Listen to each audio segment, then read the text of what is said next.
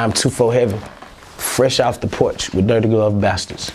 Get it. $100,000 on 100 shit. Rock the blows up in the bundle, throw the 100 bag. While you were in prison, you spent the last 4 years in solitary confinement? Yeah, I actually spent the last 50 months. 50 months. Yeah, ain't gonna let you shout me. Yeah, so it's Yeah. I need every second because like it was rough. Yeah. How did you survive that? My first year, man, I couldn't figure it out. You know what I mean? I was lost. I'm like, damn, why am I in solitary confinement? I've spent my first year trying to get out of solitary confinement, filing grievances, writing the warden, like, what am I doing in solitary confinement? You know, and I had a few other friends of mine that was in solitary confinement as well for the same reason that I was in solitary confinement for, you know what I mean? And they had me labeled as a threat to population, a security threat, welfare institution, and you know, so I had to figure out like what best fits me. But it broke me down to the point where I found the inner me. You see what I'm saying? Because it was hard trying to understand like, damn, excuse me, a year went past and I'm still here. Yeah. You know what I mean? I had a 10-year served 7 sentence. I had to do 3 years on parole and 7 years, a 7-year sentence. You know what I mean? So it was like, damn, how the hell? I know I ain't been in but 2 years. Yeah. I did 2 years in the county. I went from the feds to the from the states to the feds, from the fed back to the state again. So my like I did 6 years, but shit, 22 months was only spent in population. Yeah. You know what I mean? And the rest of my time was spent in solitary confinement. I was locked in the room by myself 23 hours a day. You know what I mean? Because they had me labeled. You know, and they had a few of the people that I knew growing up labeled as well, you know what I mean? And that year, man, that first year, I was trying to figure it out because I'm writing, you know what I mean? And then I'm contacting my mom, I'm like, hey, look, I had a paid attorney, I had a family attorney and a paid attorney. Hey, let's get this, I need to get out of this. I don't understand it, you feel what I'm saying? And every time we send grievances and stuff, it never got to the warden. It only got to particular people, but they're signed off for the warden. You know what I mean? And once we figured out what was really going on, they started playing with my mail. You know what I mean? So I had to pay this dude next door. Hey, look, let me give you $500. I need mail, commissary in your name, mail. I need to send it to you because they started watching my mail. And then once I asked, I'm like, this is my first prison sentence. Yeah. Why am I not in population? And they would say, well, I had done no wrong in prison because I never had a chance to be around people. Yeah. In the county, yeah, I got caught with cell phone, weed, stuff like that. But when I got to prison, I had no time to do none of that because they locked me down upon my arrival. You know what I mean? And it's like, damn. How the hell y'all got the right to do this? Yeah. You feel what I'm saying? Then I get in the hole and it's 15 more people in the dorm going through the same thing I'm going through. You know what I mean? So it's like, damn. And I tried to figure it out for a year. Yeah. You know what I mean? Then I got to the point where I was like, you know what? I'm gonna let God figure it out. You know what I mean? It got too hard for me. Then I got very involved with God. I studied all the religions, Islam, Buddhism, Christianity. I studied every religion, you feel what I'm saying? Now me in particular, I don't have a religion, you see what I'm saying? I just know that there's one of the most powerful, you see what I'm saying? And I praise him, I let him know he the one, you feel what I'm saying? I let him know that I know he the one, you know? So that year, man, passed by. After that year, I got me a schedule. Hey, I'm gonna work out these hours. And then they always put me in the room in the corner. And they put me in this corner room only because when we get radios off commissary, it get bad signal. They ain't want me to listen to hip hop. You know what I mean? They only let you listen to pop and rock. Yeah, that's what all my stations picked up. Pop, rock, orchestra. Only because they wanted me in this end room at the corner because the camera was watching it. Yeah.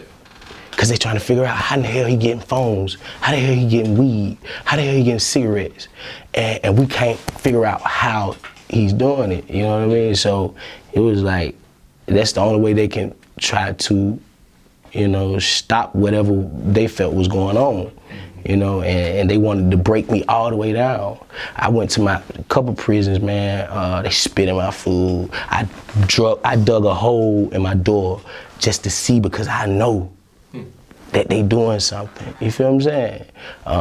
So I dug this hole in there with a knife, and I can look directly through this hole and see like what's going on. Because when the trays come, they stop me from getting commissary. Yeah. So now I had to survive off of what I had, you know what I mean? And my family, they kept money on my books. I was hustling in prison, you know, so I didn't have to struggle, you know what I mean? But they took these things away from me. What they call privileges, we call freedom. You see what I'm saying? They'll take the phone from you where you can't make calls to get to your family. They'll take your commissary from you where you can't eat nothing close to being in free world.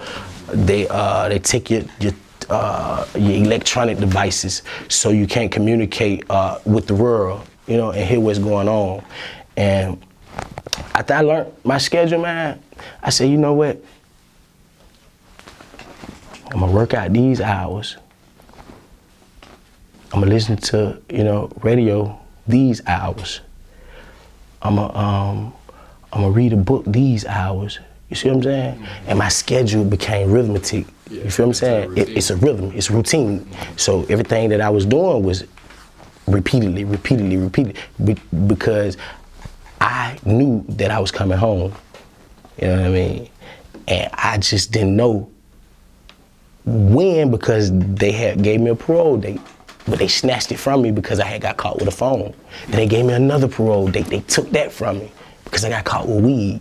So I didn't know when I was actually gonna make it, but I knew I only had 7 years. You see what I'm saying? So I'm like, shit, if push come to shove, I just ride my little Sam out, go on home, because I had done so much in my past that I'm like, 7 years, shit, come on. I actually, man, be honest with you, I told my lawyer,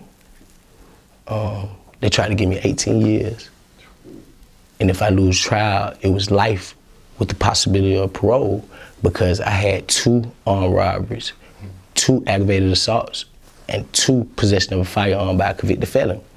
And I told my lawyer, I said, you know what? Everybody that I grew up with, that I called my friends, I had 5 friends I grew up with. You know, one of them is dead. Actually, today, February the 12th, is his birthday. You know what I mean? Rest in peace, Amon Shaheed. 3 of them are in prison right now, life sentences, murder charges without the possibility of parole. They fighting for their life right now. One of them just went back to jail. He been gone 18 months, you know what I mean? But he was gone when we was 15. He didn't come home till he was 21, 22. So I'm like, you know what? I told my lawyer I had a paid attorney. I said, hey man, look, get me 10 years. My lawyer like, what? You gonna do 10? I said, hey, listen, he don't know what I done did in my past. I'm like, look, I'm ready to get this shit over with, man. You know what I mean? Like, and I told my mom, and she was like, what? I'm like, look, mom, yeah, trust me, man. Like, I owe this. I owe this to God. You feel what I'm saying? I've done all. He let me get away with too much. I gotta give him something. He won't hear. Let me give him his. And shit, I took that time, man. But I found me a schedule. You know, stuck to my schedule, and I found a way to beat it. Yeah. And they thought they broke me down, but really they built me up. Because I read knowledgeable books, 48 Laws of Power, Art of Seduction, Art of War, The Prince by Niccolo Machiavelli. Like, I ain't read Black Arthur books, what the other people were reading. I wanted to be different, you know what I mean? I wanted to learn something, because I knew one day I would be an artist. Yeah. And everything that the hood praised me for doing good at, I got locked up for, so I ain't, you know, I wasn't comfortable with being the best at that, you know what I mean? And I found a way. I said, you know what? I gotta find a way where I can get locked up for. You see what I'm saying? Mm-hmm. And music was the only route that I can figure it out. Yeah. And in prison, I record on my phone, and I send it around through the prison. They go crazy. No, this is God honest truth. Like I got brothers like that'll tell you right now. You know what I mean? And I learned that this was my way out. You feel what I'm saying? This was my way out. So I learned how to, enhance my thinking skill, enhance my vocabulary, only because I knew I'd be sitting at the table with corporates. I ain't want them throwing that over my head that I didn't understand. You feel what I'm saying? So I kind of had to teach myself all over again. I learned my schedule, got through it. Yeah. So did you focus on music right away as soon as you got out? I never lost focus on music. Okay. I never lost focus on music. I had a plan. Yeah. I had a plan when I got out. Yeah. I knew what I was coming to do. I was coming to take care of business, get to the top, you know what I mean, without doing no sucker shit, just being silent, letting the people know, feel my pain, because I got a lot of it. I got a lot of pain, and I want everybody to feel it. I want to reach out and touch everybody when they hear my music, like, damn, this man got pain in it. It sounds like my story. I can relate to this, you know what I'm saying? And that's what saved me, you know what I mean? And like, I learned it. I learned the game. I came home with a plan. And I pushed forward towards my plan. You know what I mean? Financially, no, I didn't. I had a lot of help financially from the people that really cared about me growing as an artist. But once I had that plan, I came home with it. I pushed forward towards it, and I'm still in process. I'm still going, but I'm here now. Yeah. So would you say that recording is like therapy for you? Because there's so much pain and emotion in your music. Man, when I record a song, it's like,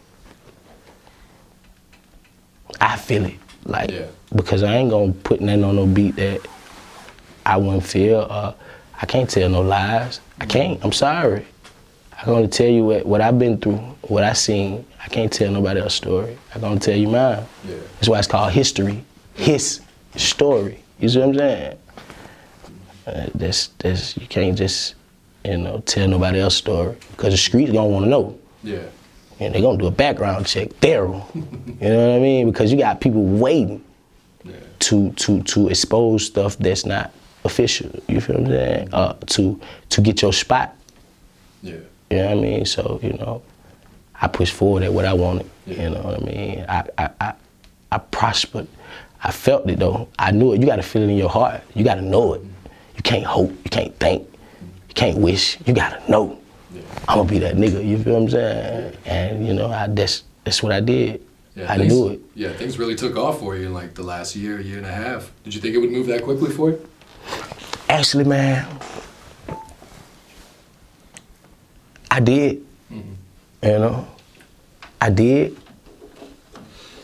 But then again, I thought we would be moving faster. You know what I mean? Yeah. But like I realized the thing, like I said in my last interview, about timeless music. Mm-hmm. Like that timeless music has to grow on you. I can't make those songs that'll hit you and tomorrow you'll forget about it. Like, so once I learned that my music was timeless, I understood that, yeah, I'm in the right place. I'm moving at the right pace. Yeah. You see what I'm saying? Excuse me, but I definitely didn't think, it'd take as long as it did, but people think it moved fast. Mm-hmm. But like, me and my team, we know that it could have moved faster. You see what I'm saying? But we learning, like, and we trying to master the game, because we got up and coming artists coming out of our label. You know what I mean? We got a lot of up and coming artists, so we're trying to learn the game. Like, I'm the sacrifice. I'm the sacrifice. Yeah. My first single, the streets picked it, Sacrifice. You feel what I'm saying? I sacrifice for my team. I put my head out there, let it get chopped off, let it grow. Mm-hmm. You know what I mean? I take that risk, because I want my team to win. So I know if I win, if they win, we win. You know what I mean? Mm-hmm. So I've just sacrificed, man. That's me. I'm the sacrifice. Yeah. You know what I mean? I got blood on these diamonds and they bleeding. I got killers from 4 seasons. They knock them out without a reason. I got stripes like Adidas. I don't need it. I got $100,000 on 100 shit.